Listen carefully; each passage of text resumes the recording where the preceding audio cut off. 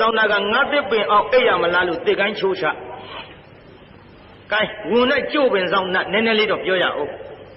တိတ်တော့ဝန်တကောင်ကကျိုးပင်အောင်အိပ်ကျိုးပင်အောင်အိပ်တော့ကျိုးပင်ဆောင်နာကငါတစ်ပင်အောင်အိပ်ရမလားလို့တစ်ကိုင်းချိုးချတစ်ကိုင်းချိုးချတော့သူ့တစ်ပင်အောင်အိပ်ယုံလေးနဲ့တစ်တပင်ကောင်းတော့ငှက်တစ်တောင်းခိုးတစ်ခက်ပေါ်တောင်ငါမခိုးပါဘူးအရိတ်ကလေးခိုးတာနဲ့တစ်ကိုင်းချိုးချတွေ့ကြသေးတာပေါ့ရန်ညိုးနဲ့ထွက်သွားတော့လေသမားတယောက်လမ်းတွေ့အသိလေသမားပဲတော့ငါတဘိုးလုံးသွားခုတ်ဘာသာခုတ်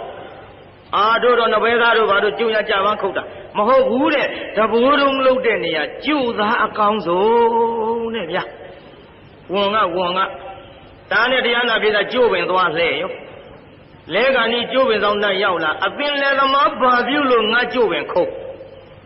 ငါစတော့ကျိုးသားခုတ်ဖို့စိတ်ကူးမရှိပါဘူးတဲ့ဟိုနာတွေ့တဲ့ဝန်ကောင်ကတဘိုးလုံးလုံးတာကျိုးသားကောင်းတယ်ဆိုလို့ကြည်သားတစ်ပင်ရိတ်အိတ်ငါတစ်ကိုင်းချိုးချလို့ငါတစ်ပင်အခုတ်ခိုင်းတယ်ဝန်သင်လည်းထားရိုးလားအပင်လေသမားသင်တို့လှဲဥဖို့လှုပ်တဲ့ခါဘာလဲလှုပ်တို့တော့ခိုင်နဲ့ကျွဲရည်တို့ဘာတို့လှုပ်တာမဟုတ်ဘူးလှဲဥဖို့လှုပ်တဲ့နေရာဝန်ရည်အကောင်းဆုံးကိုင်းကျိုးပင်လှဲထမ်းသွားပြီးတော့လမ်းတွေ့တဲ့ဝန်ပြန်တတ်ဝန်ရည်ခွာသွားတော့နှစ်ဦးသလုံးဆုံးပြီဦးလားပြိဿ